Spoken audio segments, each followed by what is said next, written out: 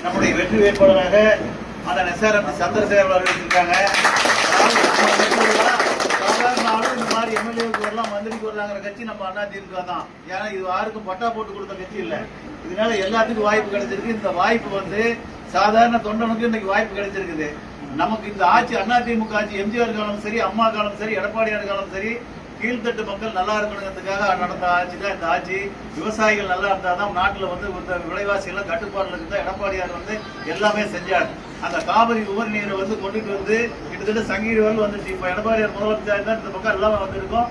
அதனால இந்த குளம் ஏரி குளம் எல்லாம் நிரம்பி இருக்கும். அந்த திட்டங்கள் எடப்பாடியார் வந்தாருனாக்கா மீண்டும் அது முடியும். அதனால எடப்பாடியார் தான் வரணும். அதே நேரத்தில் வயசானவங்களுக்கு எல்லாம் பாதுகாப்பு இல்லாத நிலை இருக்குது. அந்த நிலையும் மாறணும். அதே மாதிரி பெண்களுக்கு சொன்னதையெல்லாம் செய்யக்கூடிய ஆட்சி அதிமுக ஆட்சி. நம்ம வந்தோன்னு தரேன்னு சொன்னாங்க. தாலிக்கு ஒரு எல்லாம் கொடுத்தாங்க. பெண்களுக்கு படிப்புதவிக்கு எல்லாம் பண்ணாங்க. எல்லா திட்டங்களும் நல்ல திட்டங்கள்லாம் நம்ம செஞ்ச திட்டங்கள் எல்லாமே இன்னைக்கு நிறுத்திட்டாங்க. அதே மாதிரி இன்னைக்கு நாம 10 வருஷம் கரண்ட் பில் ஏத்தல, வீட்டு வரி போடல, எல்லாமே பண்ணல, ஏத்தல. ஆனா இவங்க அதை ஏற்றி வரி சுமை ஏத்திட்டாங்க. ஒன்னே 1000 ரூபாய் கொடுக்குறேன்னு சொல்லி கொஞ்சம் பேருக்கு கொடுத்துட்டு இப்ப நமக்கு மாசம் 2000 ரூபாய் 3000 ரூபாய் செலவழிச்சு போயிருக்கு. இந்த மக்கள்கிட்ட சொல்லுங்க.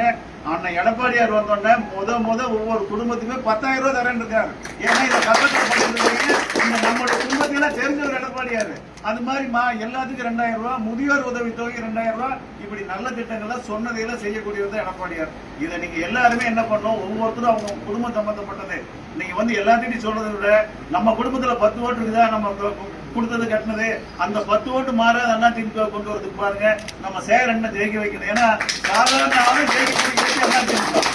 இன்னைக்கு சேகரன் வந்திருக்காரு, நாளைக்கு மோகன் வரலாம், இன்னைக்கு யார் வேணாலும் வரலாம். அது மாதிரி கட்சி இது.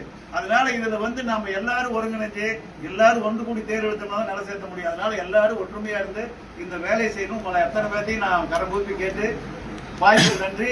எல்லாரும் இது பண்ணுங்க. அடுத்து இப்ப பண்ணிட்டோம். அண்ணன் வெற்றி நாளைக்கு எம்எல்ஏ உங்களை எல்லாம் சந்திக்கணும். ஓட்டியே போகணும்.